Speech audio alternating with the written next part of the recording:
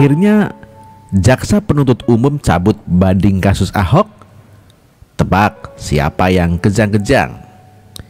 Sebelumnya, Wakil Ketua Advokat Cinta Tanah Air Ali Lubis mengatakan bahwa pembatalan upaya banding Gubernur DKI Jakarta nonaktif Basuki Cahayapurnama atau Ahok hanya strategi untuk mendapatkan pengajuan peninjauan kembali atau PK. Menurut Ali, PK dapat diajukan kembali jika ada bukti baru, pernyataan atau keterangan yang bertentangan maupun kekhilafan hakim atau kekeliruan secara nyata. Tidak sedikit para haters juga mengatakan bahwa pencabutan banding Ahok ini merupakan salah satu strategi yang dilakukan Ahok untuk menarik simpati publik. Ada juga para hater yang mengatakan bahwa Ahok lebih menikmati fasilitas di Makobrimob yang mewah ketimbang fasilitas di rumahnya sendiri. Sebelumnya kita tahu bahwa istri Ahok, Ibu Veronica Tan, datang langsung ke Pengadilan Negeri Jakarta Utara untuk membatalkan banding Ahok. Adapun Ahok divonis 2 tahun penjara oleh Majelis Hakim Pengadilan Negeri Jakarta Utara karena melanggar pasal 156A KUHP yang seharusnya sesuai dengan tuntutan jaksa pasal 156 KUHP mengenai penodaan agama. Namun, jaksa penuntut umum sempat melakukan banding mengenai kasus Ahok yang menurutnya tidak sesuai dengan tuntutan awal. Belakangan ini kita tahu bahwa jaksa penuntut umum diberitakan juga ikut dengan langkah Ahok, yaitu mencabut banding atas putusan Majelis Hakim Pengadilan Negeri Jakarta Utara. Humas Pengadilan Negeri Jakarta Utara Hasoluan Syanturi mengatakan Pengadilan Negeri sudah menerima berkas cabut banding dari Kejaksaan Negeri Jakarta Utara pada Selasa 6 Juni 2017. Alasan JPU tidak disampaikan. Sesuai dengan aturan, Pengadilan Negeri Jakarta Utara akan melakukan sosialisasi kepada penasihat hukum Ahok. Setelah melakukan pemberitahuan kepada kuasa hukum Ahok, Pengadilan Negeri Jakarta Utara lantas mengirim berkas pencabutan banding ke Pengadilan Negeri DKI Jakarta. Seharusnya Pengadilan Negeri Jakarta akan memberikan respons atas pencabutan banding oleh kedua pihak, baik terdakwa maupun pihak penuntut. Untuk mengantisipasi sidang banding, Pengadilan Tinggi Jakarta sudah menyiapkan 5 orang hakim untuk memeriksa dan mengadili ulang kasus tersebut. Jaksa penuntut umum yang menuntut Ahok 1 tahun penjara akhirnya mencabut banding. Lantas apa alasan pencabutan banding tersebut? Sederhananya, jika saya merupakan seorang jaksa yang menuntut orang lain kepada sang hakim, tentu saya akan sangat senang jika ternyata vonis hakim lebih tinggi dari apa yang saya tuntut. Namun rasanya kita tahu bahwa JPU pun masih memiliki hati nurani sehingga sempat mengajukan banding. Namun di dalam pengajuan banding, JPU tentu akan membuka celah untuk Ahok terjerumus ke dalam vonis yang lebih dalam. Bisa saja hukuman dapat diperpanjang karena pengajuan banding ditolak oleh hakim. Melihat dari keadaan lembaga yudikatif yang sedang miris dan rentan, kita tentu tahu bahwa ada orang-orang yang memiliki kekuatan yang mungkin saja mengatur dan mengontrol gerak-gerik hukum di Indonesia. Bayangkan saja, di dalam vonis hakim untuk kasus Ahok dibuat 2 kali lebih berat dari tuntutan jaksa. Padahal kita tahu kasus Ahok merupakan vonis dari pasal-pasal yang masih tidak disempurna. Tentu para pendukung Ahok akan menerima jika vonis hakim sesuai dengan tuntutan JPU. Namun melihat dari vonis 2 tahun, maka para pendukung Ahok tidak menerimanya. Bahkan hal ini pun disorot sampai ke media internasional dengan judul-judul pemberitaan yang tidak enak dilihat.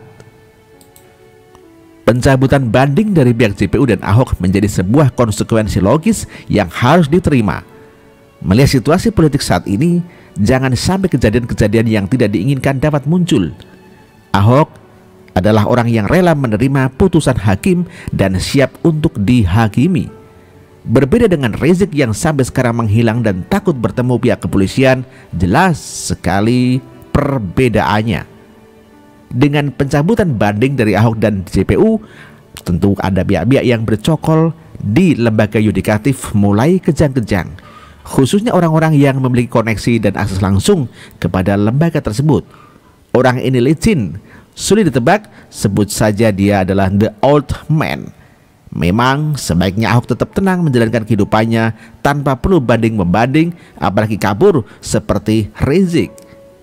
Melihat kinerja hakim saat ini tentu terlalu riskan dan berbahaya jika pengajuan banding tidak terkabul dan bahkan akan memberatkan Ahok. Dengan pencabutan banding dari kedua pihak, Ahok dan JPU tentu sudah mematahkan pemberitaan miring selama ini bahwa Ahok tarik simpati rakyat. Betul kan yang saya katakan? Demikian ditulis oleh Hai Sebastian. Terima kasih. Akhirnya jaksa penuntut umum cabut banding kasus Ahok. Tebak siapa yang kejang-kejang?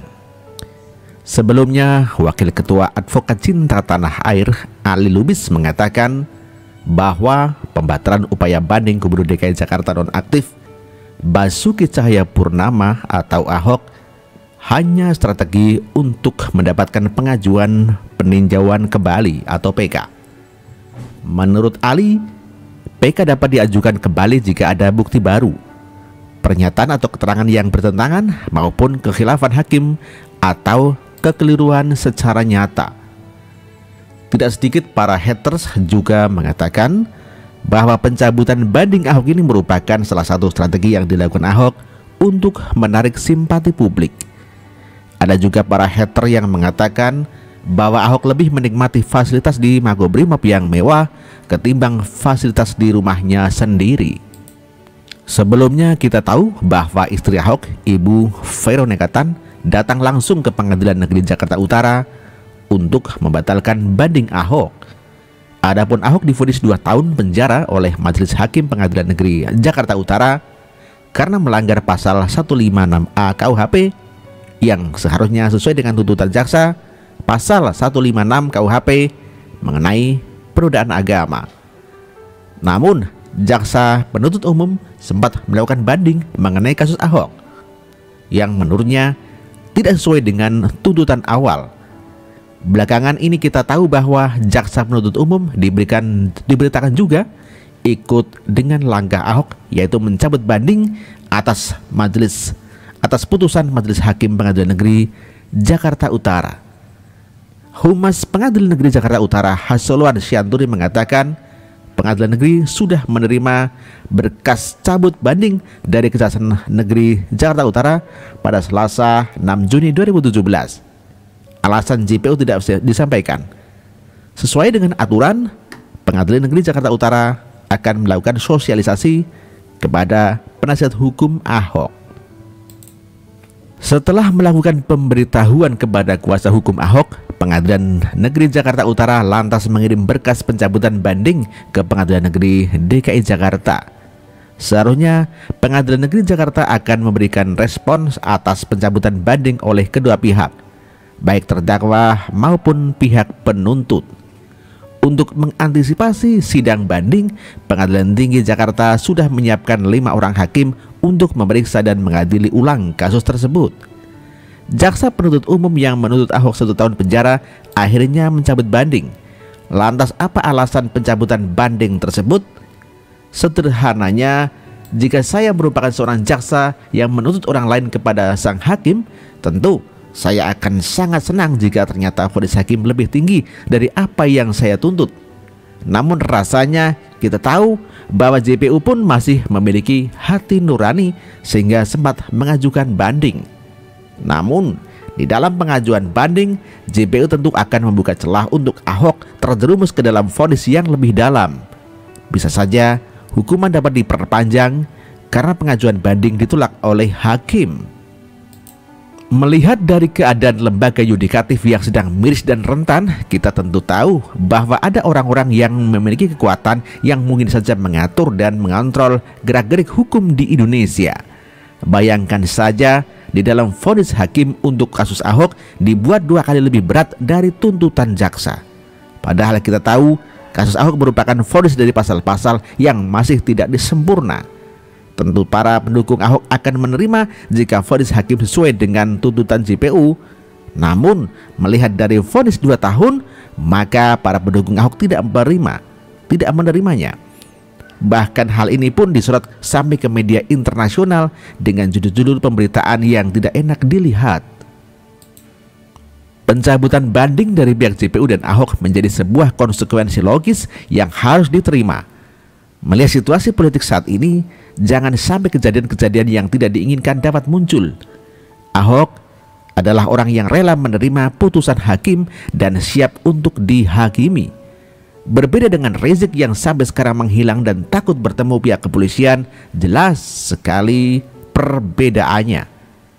Dengan pencabutan banding dari Ahok dan JPU, tentu ada pihak-pihak yang bercokol di lembaga yudikatif mulai kejang-kejang, khususnya orang-orang yang memiliki koneksi dan akses langsung kepada lembaga tersebut.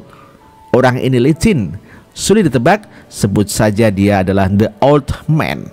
Memang sebaiknya Ahok tetap tenang menjalankan kehidupannya tanpa perlu banding-membanding, apalagi kabur seperti Rizik. Melihat kinerja hakim saat ini, tentu terlalu riskan dan berbahaya jika pengajuan banding tidak terkabul dan bahkan akan memberatkan Ahok. Dengan pencabutan banding dari kedua pihak, Ahok dan JPU tentu sudah mematahkan pemberitaan miring selama ini bahwa Ahok tarik simpati rakyat. Betul kan yang saya katakan? Demikian ditulis oleh Hai Sebastian. Terima kasih.